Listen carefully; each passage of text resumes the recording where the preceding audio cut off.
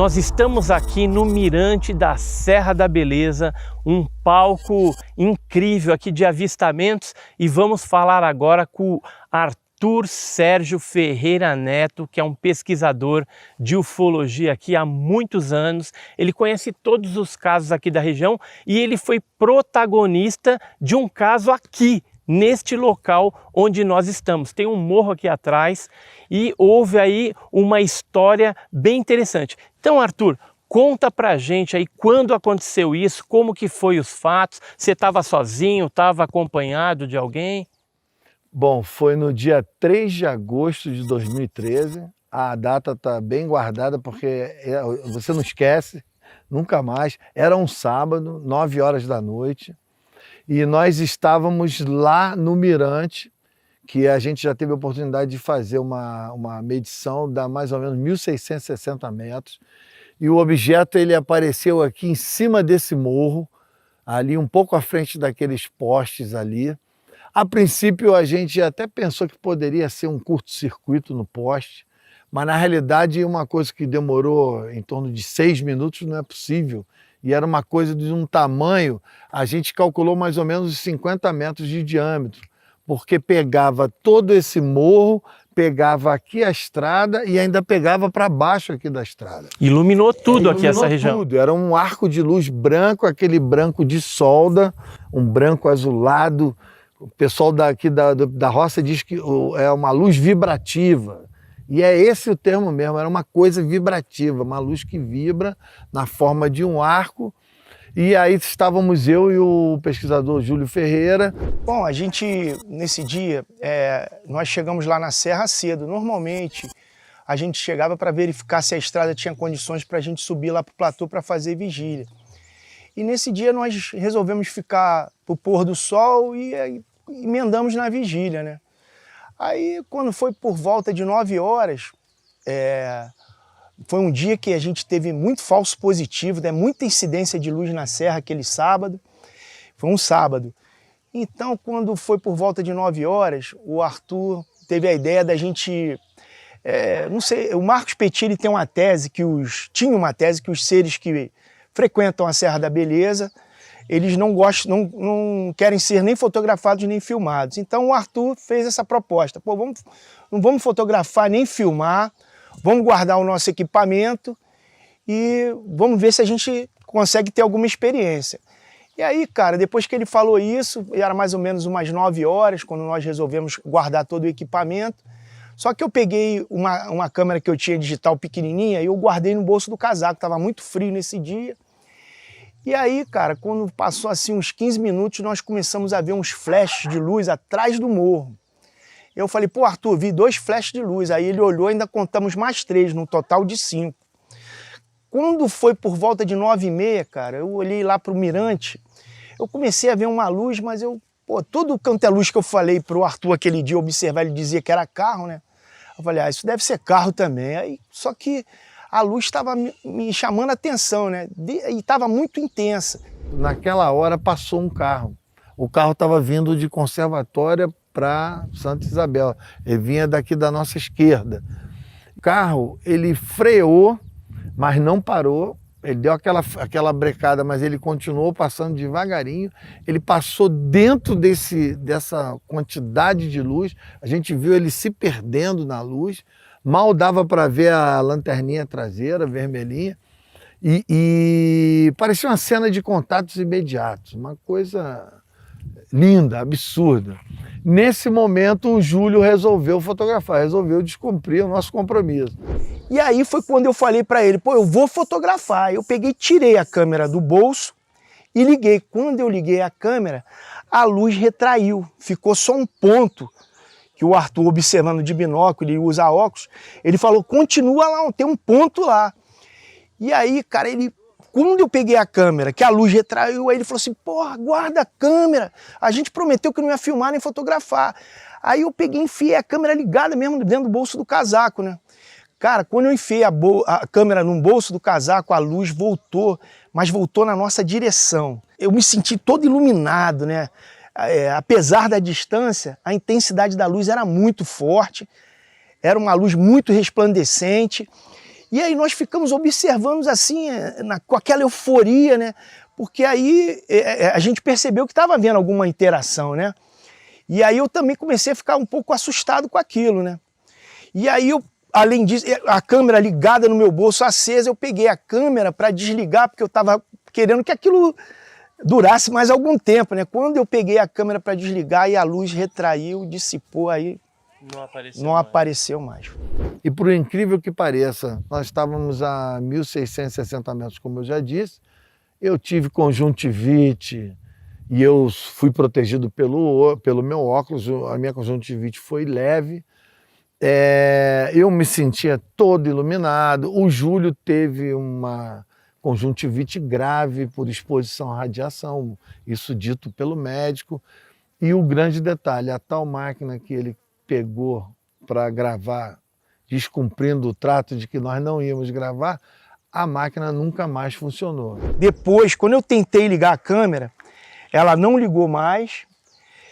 O pessoal do History veio aqui, levou ela para um técnico especialista em audiovisual.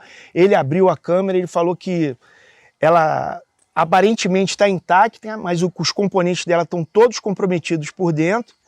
E ele falou que para acontecer isso, ela deve ter sofrido uma ação eletromagnética muito forte para queimar. Para queimar. Nunca mais ela funcionou. Não, nunca mais ligou? Nunca mais ligou. Mas na hora que você pegou a câmera, você chegou ainda a gravar alguns minutos? Não consegui gravar nada. Não consegui gravar nada. Porque eu só liguei a ela, eu não acionei a gravação, entendeu? E aí não consegui gravar nada. E quando eu peguei ela depois para ligar, ela já não ligou mais. Não, naquele dia, cara, foi um dia que teve muita intensidade de luzes na serra, luzes de tudo quanto é cor. E o fato mais estranho que ocorreu foi quando a gente estava saindo, né? A gente estava saindo da serra, a gente resolveu ir embora. E aí, quando eu saí do carro para abrir a porteira, para o Arthur passar, eu não sei o que aconteceu, cara. O carro deu um solavanco, uma pancada, um barulho, o carro balançou. Sabe quando você está passando num quebra-mola com a certa velocidade que o carro faz assim? Sim. A frente do carro subiu e fez um estrondo e a gente tomou um susto. Eu pensei até que eu tivesse deixado a porta do carona aberta e quando ele avançou com o carro, a porta tivesse batido na porteira. Mas não, eu fechei a porta, nós ficamos muito assustados, eu estava do lado de fora. Ele até perguntou se não tinha atropelado nenhum animal, que tinha muita vaca por perto, mas não tinha nenhum animal passou por cima do carro. A gente cogitou que pudesse ter sido alguma coisa que passou por cima do carro, mas não foi nada disso. E foi uma situação assim inexplicável, né? Não sei se foi porque o Arthur chamou, pediu para fazer contato, não sei se era algum deslocamento diário, e sinceramente, até hoje a gente não sabe realmente o que foi que aconteceu. Mas foi uma coisa muito assustadora, eu fiquei muito assustado, a partir dali eu fiquei com muito medo e falei para ele, vambora daqui, porque você tem um misto de sensações, você fica numa euforia, numa ansiedade e eu também fiquei com medo, sabe? Fiquei com medo porque quando eu percebi que houve aquela interação, que eles sabiam que a gente estava ali, eu realmente fiquei um pouco assustado e depois então, quando aconteceu isso com o carro, eu fiquei muito assustado e a gente cometeu um grande erro, nós não fomos atrás do carro, nós não fomos no local observar para ver se tinha alguma marca e é isso. A história Mas foi impressionante, assim, aquela experiência que vocês viveram.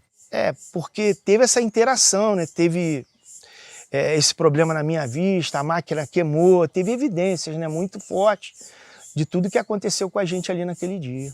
O formato, assim, dessa luz, tinha algum formato específico então, ou era só luz? Não, o que deu para ver é que tinha um objeto, esse sim seria o núcleo dessa luz. Esse objeto nós calculamos do tamanho de um carro, um pouco maior que um carro, ou um pouco menor. Na época a gente ficou como parâmetro um carro. A gente sabia que a luz é que era muito grande, mas o objeto da qual ela emanava não era tão grande. Era menor. Era menor, do tamanho de um carro.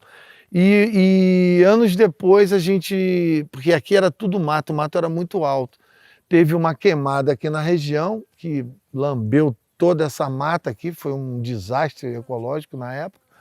E logo depois dessa queimada, uns caras filmando a queimada aqui com um drone, eles perceberam uma marca num formato elíptico que calcula-se realmente do tamanho de um carro ou um pouco maior que um carro. E o que chama a atenção é aquela marca de elipse, ou seja, aquela marca de formato de futebol, bola de futebol americano, que é um formato relatado pelas pessoas aqui da região. Nós temos pelo menos 3 ou 4 outras testemunhas que viram objetos na forma elíptica. Vocês têm fotos dessas marcas da época? Não. Eu tenho as fotos da marca, tipo, 3 anos depois, quando houve a queimada. E a gente pretende fazer agora uma varredura com o drone, porque o mato está baixo de novo, para ver se a marca permanece. Tudo indica que ela pode ainda permanecer aqui. Então, daqui a pouquinho a gente vai subir o drone aqui e vamos dar uma olhada lá para ver se ainda persiste, apesar de ter passado já tantos anos, tempo, né? Mas vamos ver, né? De repente, se tem essa marca aí em forma de futebol americano, né? Isso. Já nos surpreendeu bastante ver que 4 anos depois, após a queimada, tinha a marca lá. E a marca que corresponde com as referências aqui da região, ou seja, a referência da forma elíptica. Então, quer dizer, se ainda estiver a marca, que pode ser, em média as marcas duram em torno de 8 a 10 anos, não é isso? Isso. Podem durar até mais. Pode durar até mais. Então há uma grande chance da marca ainda permanecer aí. E aí vai corroborar toda a nossa história. Fora esse caso aqui, tem mais algum caso aqui nesta região? Uma coisa que é importante dizer, aqui toda a região da Serra da Beleza acontecem fenômenos ufológicos. Mas esse pedaço que nós estamos exatamente no topo da serra. Esse pedaço é o pedaço onde as coisas mais contundentes acontecem. Já foi visto aqui, que está na capa do livro do Marco Antônio Petit, um OVNI posado bem aqui onde nós estamos, no passado remoto, na década de 80, década de 70, se eu não me engano. Chegou a pousar aqui? Chegou a pousar. Tinham 2 caras, inclusive, fora da nave aqui. Foi visto por uma testemunha, virou uma lenda esse caso. Já foi visto um objeto do tamanho de um ônibus ali naquela curva. Foi visto a 150 metros de distância, com 4 pessoas dentro do carro. Ele, apesar do tamanho de um ônibus, ele tinha a forma elíptica. Esse é um dado interessante, é uma das referências. Já foi visto aqui o que nós podemos chamar de portal, um arco de luz imenso, 10 metros de altura, oval, com a luz vermelha por fora e a luz branca explodindo de dentro para fora. Então, quer dizer, já foram vistas... teve um material que também saiu no History, saiu no Discovery, de uma pessoa que viu a nave parada aqui, estacionada, foi lá embaixo, chamou outra pessoa que estava no velório, voltaram os 2 e a nave ainda permanecia aqui estacionária. Então, quer dizer, os grandes relatos e acontecimentos ufológicos da região, eles geralmente acontecem nessa região, nesse trecho aqui, nesse perímetro aqui. Independente dos outros casos, é claro, que acontecem em toda a região aqui. Então, Arthur, vamos agora assistir o vídeo do drone lá em cima, né, filmando para ver se tem alguma coisa lá. Vamos às imagens.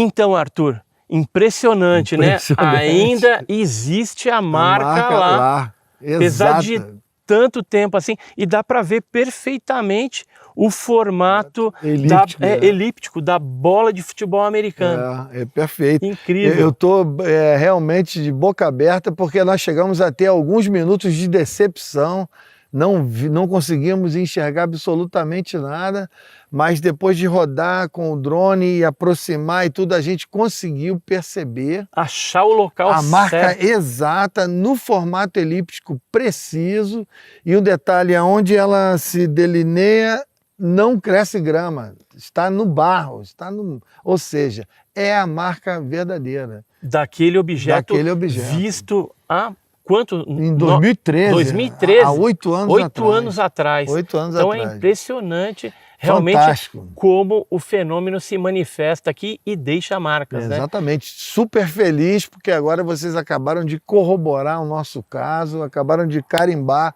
definitivamente como um caso extraordinário. Extraordinário. Pena que vocês não filmaram na época. Exatamente. Né? Mas a marca está aí para confirmar esse importante relato da Serra da Beleza. Então a gente queria agradecer aqui ao Arthur Sérgio Neto, né? Grande pesquisador, amigo de longa data aí. Então continua fazendo tua pesquisa aqui na região, né? A gente deseja sucesso nos seus empreendimentos aqui na região e que os OVNIs venham aí para cá, para esse lugar. Eu é que agradeço, Edson, essa oportunidade de vir aqui. Carimbaram agora toda a legitimidade do que aconteceu conosco e me trouxe uma alegria muito grande saber que essa marca está aí e agora ela está fotografada, filmada, que esse material pode ser anexado às fotos que a gente tirou há anos atrás, depois da queimada, e compor todo o quadro de que realmente era um objeto que estava pousado ali naquele dia. Então é isso aí, pessoal. Aguarde aí novos depoimentos.